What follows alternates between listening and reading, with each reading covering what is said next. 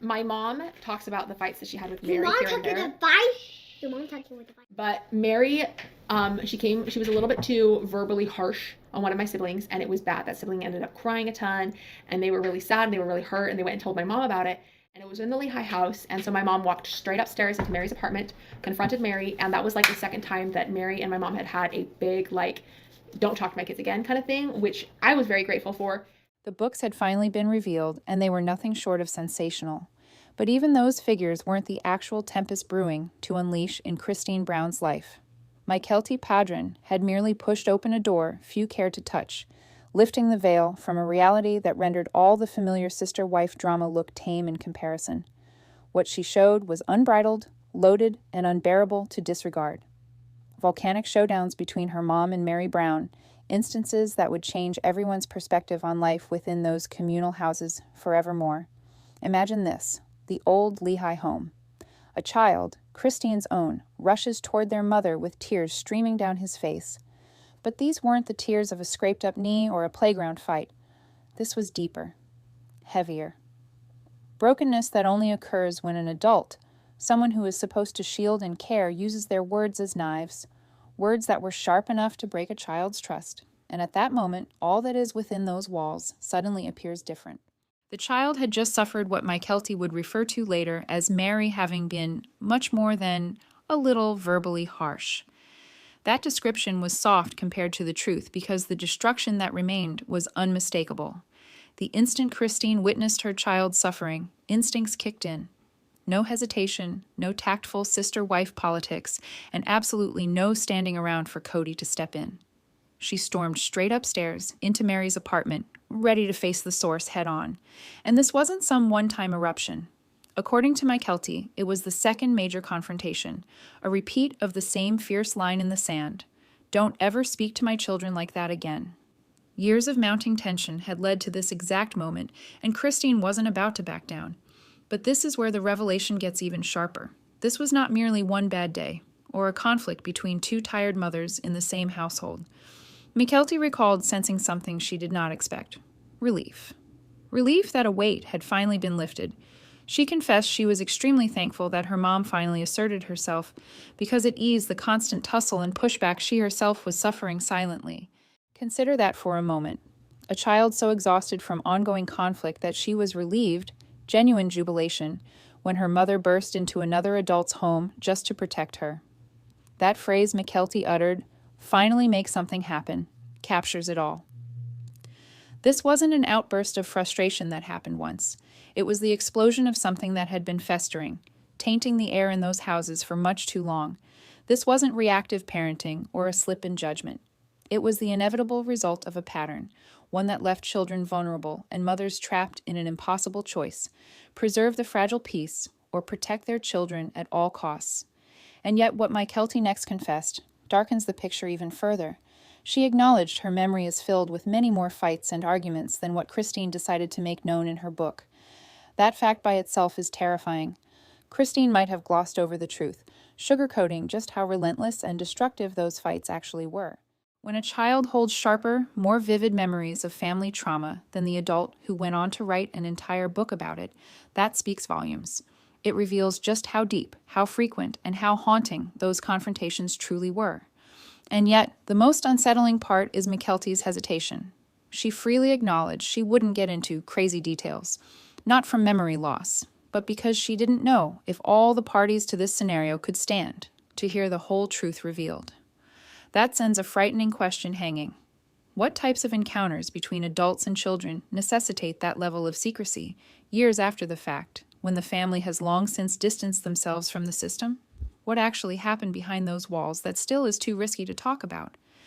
That upstairs showdown was always more than two women butting heads on how to parent. It was a peek into something far more corrosive, a family dynamic so poisonous that children were casualties of adult power struggles. Mothers had to be put in impossible positions, literally fighting within their family to keep their children safe. And the psychic wounds cut so deeply that, even today, those adult children are just starting to remove the layers of damage they carried with them. The question isn't whether Christine and Meri merely disagreed over discipline.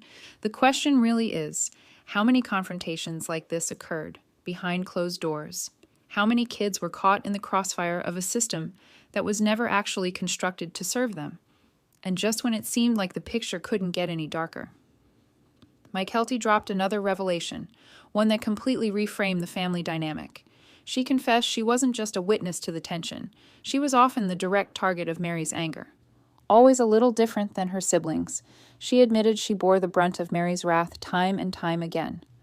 But the story doesn't stop there. Because Mykelti revealed something even more disturbing. Meri's harshness wasn't reserved for just one child, it spread further, and that's where the shadows grow darkest. Mykelti clarified, Meri didn't always set her apart. Other siblings hurt as well. This wasn't an issue of conflicting personalities or one broken relationship. This was a pattern, methodical and hurtful, in which several children experienced treatment so harsh that even decades on, they're still sorting through the wounds it caused. Pause now and allow that to settle in. A child, so young and vulnerable, already capable of identifying herself as the chief victim of an adult's rage. Mykelti understood, even at this point, that she was bearing more weight than her siblings. She noticed the trend, realized it was her new normal, and adapted to living in a home where she needed to steel herself to be the foremost target of someone else's ire. And the reasons why she felt targeted compound the tragedy.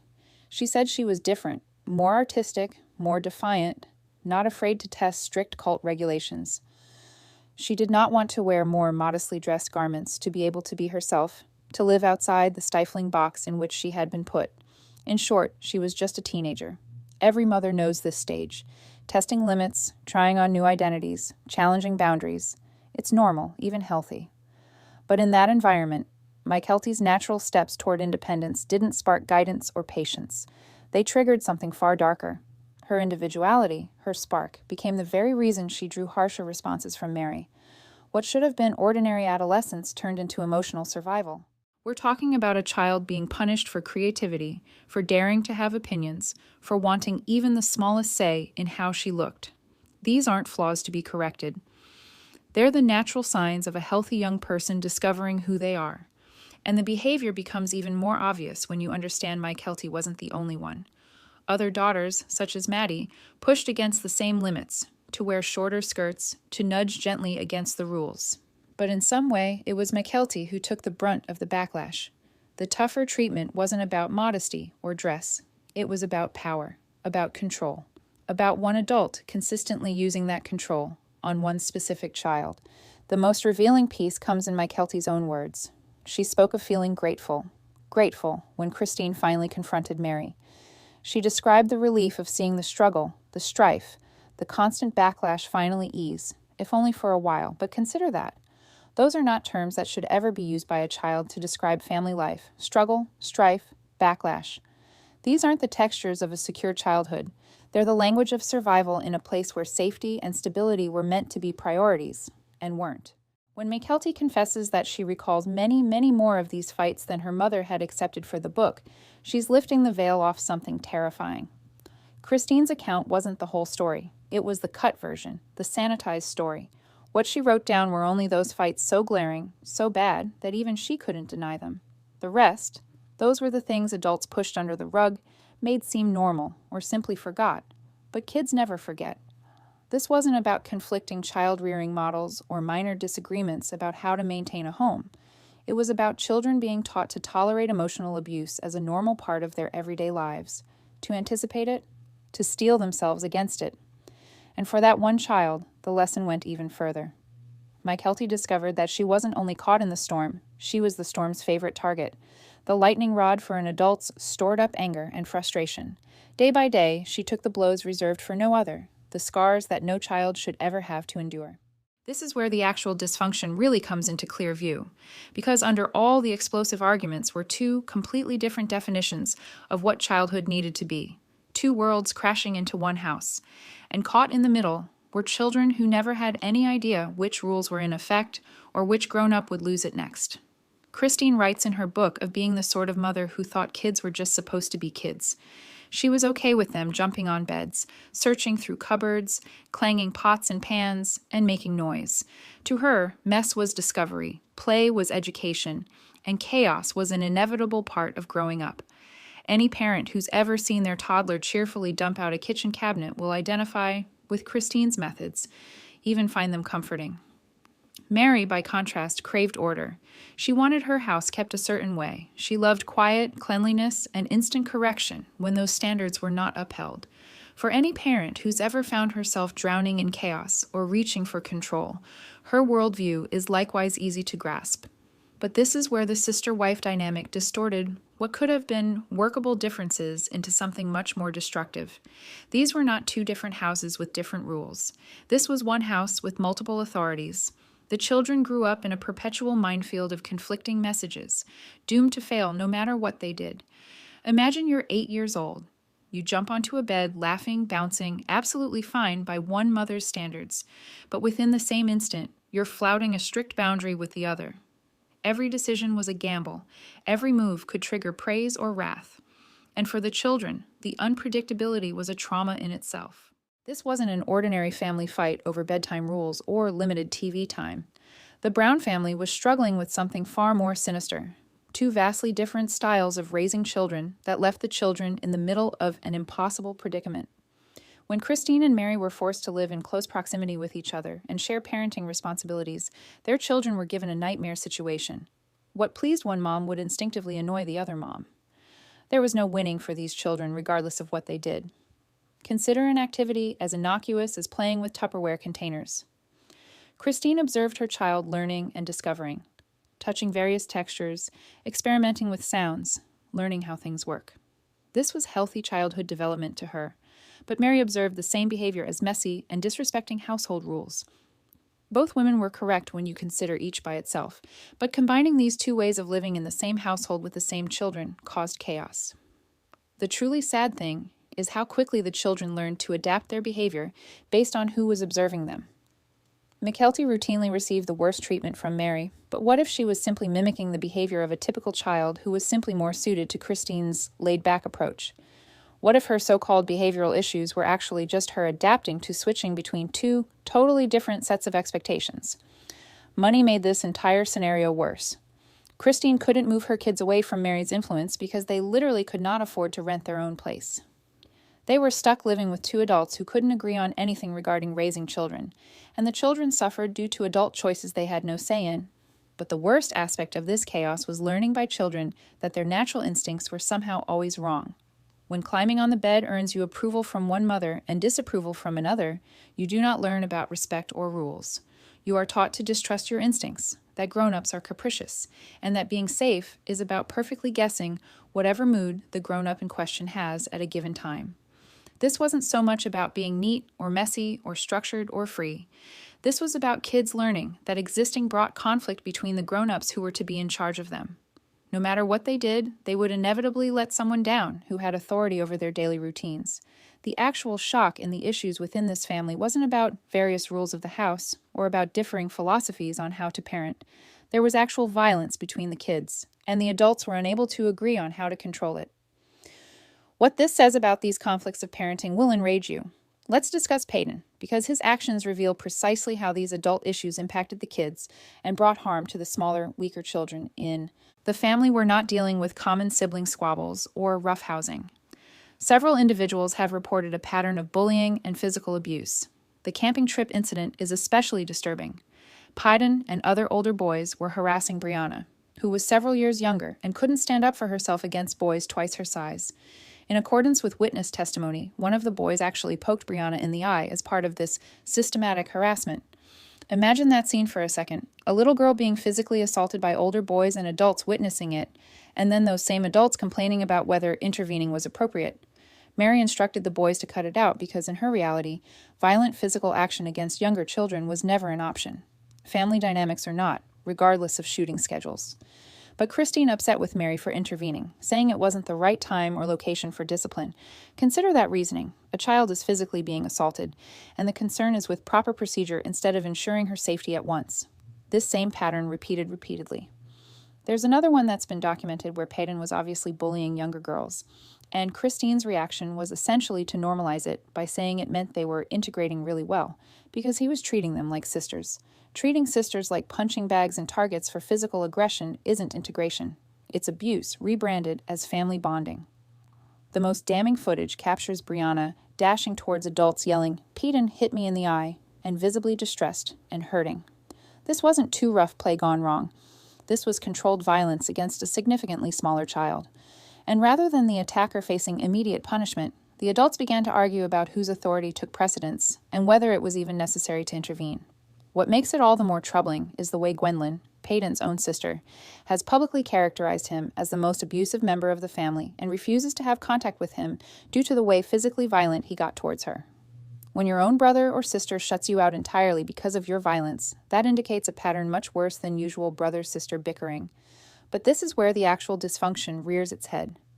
Christine's permissive style resulted in Peyton's bellicosity always being excused, downplayed, or rationalized as normal male development, the old boys will be boys culture that lets kids know physical bullying is okay if you're bigger and stronger. His victims, on the other hand, were supposed to just take the abuse because confronting it would introduce conflict between the rival parental authorities. Meri was put in an impossible situation, witnessing violence and deciding whether to protect vulnerable children or maintain peace with Christine. When she opted for protection, she was accused of going too far. When she kept quiet, abuse went on. Either option led to criticism and dispute, while the real offender faced little punishment. This wasn't a matter of varying tolerance for children's energy or different comfort with roughhousing. This was about one adult failing again and again to keep children safe from recorded physical violence, while the other adult was reprimanded for attempting to do so. The children in this situation learned that adults were more concerned with adult politics than they were with their safety, and that asking for help could only make things worse. The long-term psychological effect of this cycle can't be overstated. Victims had learned that adults would not necessarily take care of them. Perpetrators had learned that violence carried little in the way of consequences. And everyone had learned that family meant keeping quiet about abuse instead of confronting it openly. And that's when the tale gets black. Because what Mykelti uncovered on her Patreon regarding the deep-seated psychological trauma from these domestic disputes will completely shatter your heart. This isn't merely about parenting differences anymore. This is about a young woman in her 20s still trying to deal with childhood trauma so intense that she speaks of having repressed memories from whole chunks of her life. Let's be utterly clear about what Mykelti is actually reporting here, since the words she uses say all you need to know about just how bad what went on in those houses actually was. She also says in so many words that she developed repressed memories of living with Meri as a way of coping. That's not selective childhood memory or normal childhood forgetfulness. That's an established psychological reaction to trauma, where the brain actually suppresses experiences that are too overwhelming to handle conventionally. The money from the candy store dispute that initiated one of the large-scale confrontations wasn't an isolated incident in Mykelti's history. She makes it starkly clear that there were many other incidents growing up where I was not treated kindly by Meri. Very, very many. The rhythm of repetition in her tone, the insistence on very, very many, implies a rhythm of mistreatment so regular that it became the norm of her childhood life with this grown-up. But what makes this testimony so damaging? Mykelti recounts saying to her mother, "We're done," and stating she didn't want anything to do with Meri after a string of incidents that had accrued over years. This was not a drama-prone teenager. This was a kid seeing an abusive dynamic and attempting to set boundaries for her own emotional survival. She knew even as a kid that ongoing exposure to the way Meri treated her was harming her mental state. The most saddest part? Even after Mykelti had spoken clearly to her mother that she was finished with Meri and did not want her near her, there were still years where Meri would still be very present in our lives. Consider what that does to a child's feelings of agency and safety. She named her abuser, she sought assistance, she expressed her needs clearly, and she was still compelled to continue contact due to the configuration of the family and limitations of funds. Mykelti's account of the house as being where she suppressed more memories because of trauma says something very important about how these environments impacted her burgeoning brain. She was not simply experiencing periodic battles or severe discipline. She was living in a chronic condition of psychological stress of such severity that her brain had to create coping mechanisms just to survive day to day. When a person speaks of their childhood home in terms such as trauma, honestly, that's like what it was. They are not exaggerating or trying to get attention. They're providing you with clinical terms that represent real psychological damage. Mykelti is informing us that her formative years were defined by an environment so damaging that many years later, she's still trying to retrieve memories her brain considered too unsafe to keep. The compounding nature she speaks of is especially important to grasp. It wasn't one horrific event that caused permanent damage. It was the compounding of several events over the course of years that slowly eroded a child's resilience. each event stacked atop each other until the psychological burden reached a point where it was too much, and her developing brain began to shut off memory creation as a coping mechanism. But most incriminating of all is the way Mykelti reports being held hostage in close proximity to a person she had determined was detrimental to her own well-being. Even once she mustered the strength to complain, even once she articulated her limits, the system valued adult relationship and religious duty above a child's well-documented psychological safety. This isn't about authoritarian parenting and high expectations. This is about a young woman continuing to struggle with the aftermath of childhood trauma that was bad enough to change the normal processes by which her brain forms memories. And she's writing this because, for the first time, she's comfortable enough to start to work through experiences too traumatic to completely recall when they occurred.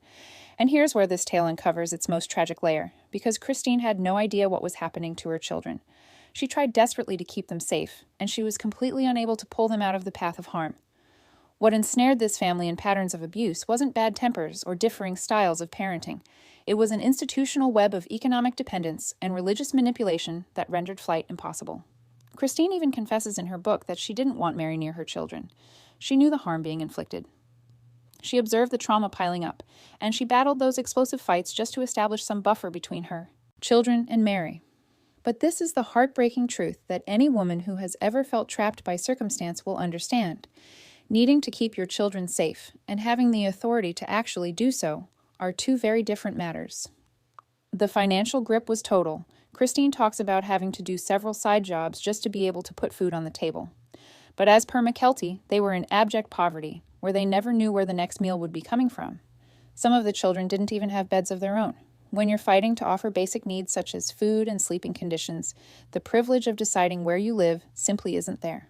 Consider the mental torture of seeing your kids suffer day after day from someone you cannot avoid or keep out of their lives. Christine had to wake up each morning aware that her children would be experiencing treatment that was hurting developing minds, and she did not have any realistic choice to alter the circumstances.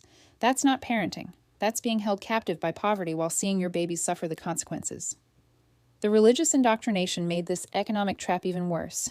Christine was brainwashed to think that remaining in this poisonous relationship was really good, that persevering through the agony was evidence of her spiritual devotion, and that Cody was her ticket to eternal salvation.